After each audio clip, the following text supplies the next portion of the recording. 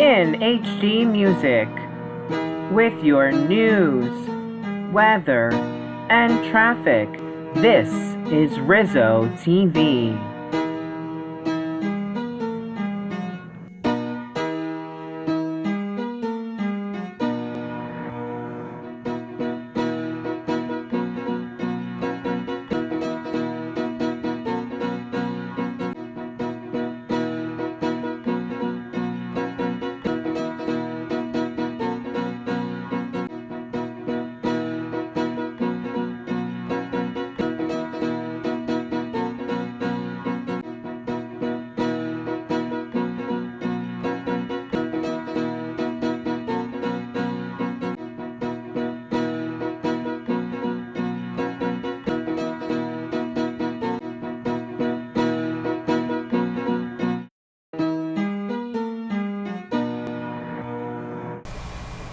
Thank you for joining us in this news brief edition of Rizzo TV HD News on this Saturday, September 16th, 2017. I am John Rizzo reporting from Tiger Heights, Brooklyn.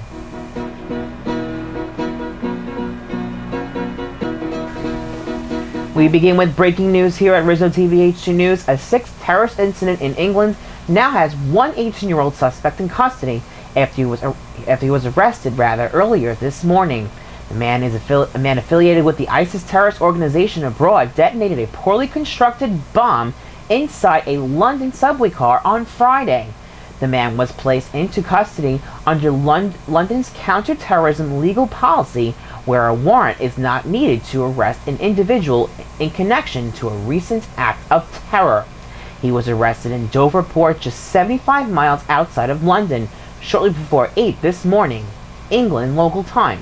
Police are referring to the bomb used in the attack as an improvised explosive device that did not completely explode. 29 people were injured during the incident, and ISIS has claimed responsibility for the attack. Metropolitan Police note the significant accomplishment of the so-called quote-unquote significant arrest that was made in this incident, though the terror threat is still now in London at the imminent level.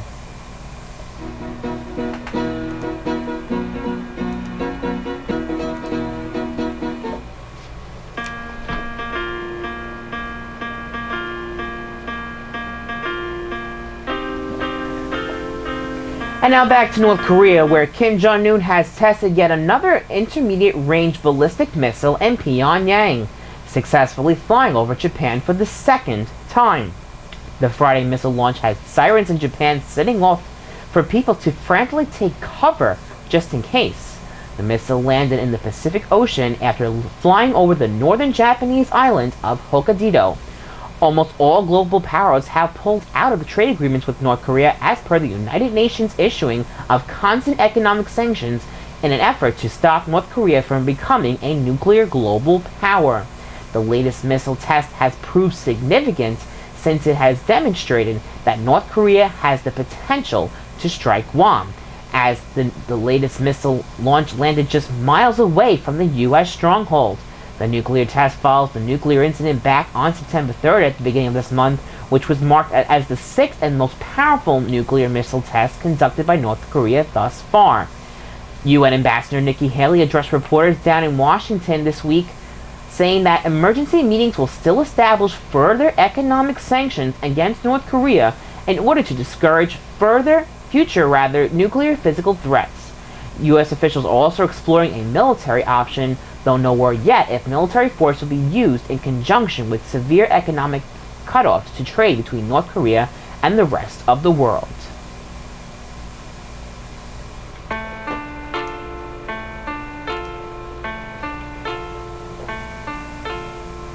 We move now to the aftermath of Hurricane Irma, where Rizzo TV HD News has just learned the latest information on the progression of the storm and its long-withstanding impact it has had on the state of Florida down in the southeast of the nation.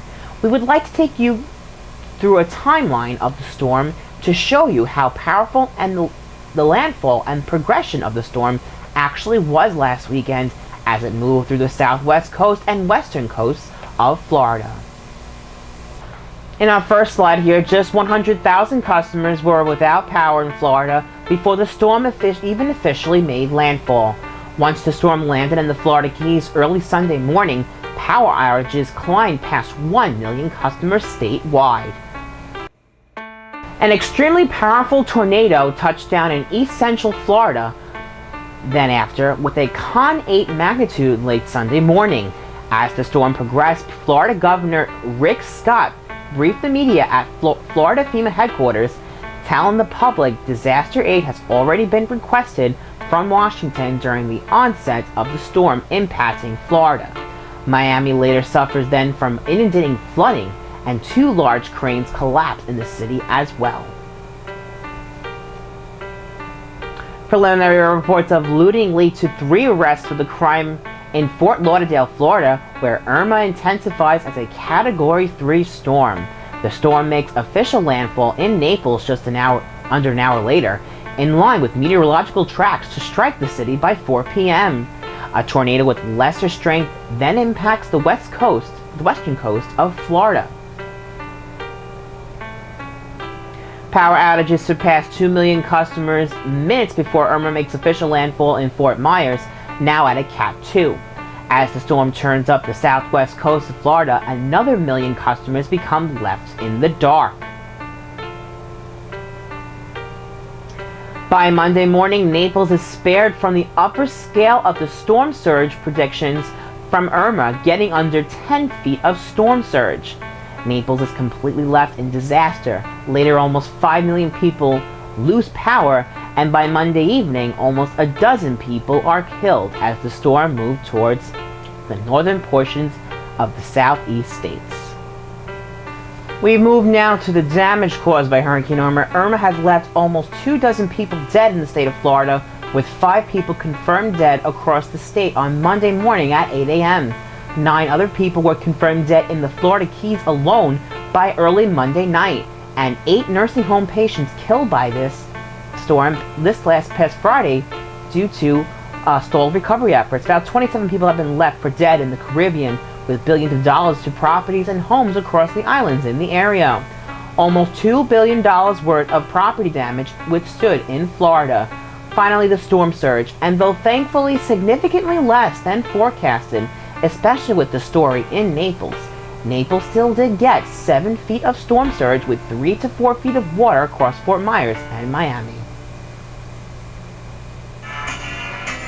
Rizzo TV HD News remembers 9/11, 16 years later.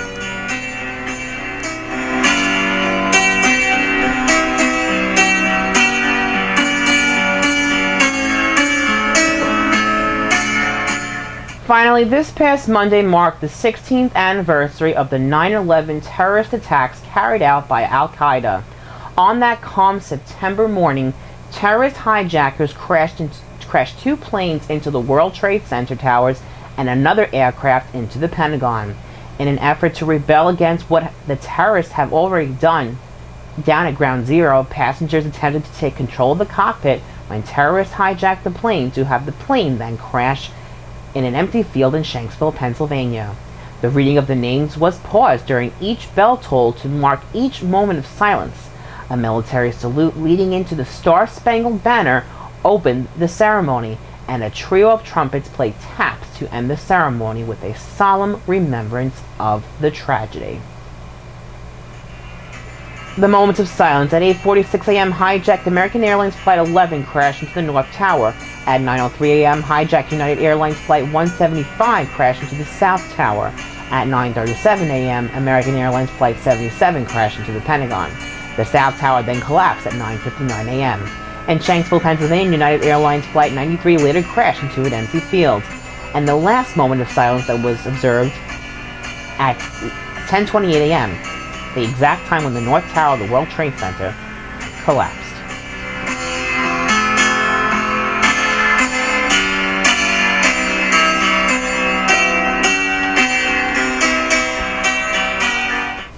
Your alternate street parking suspensions calendar and your weather forecast are coming up next.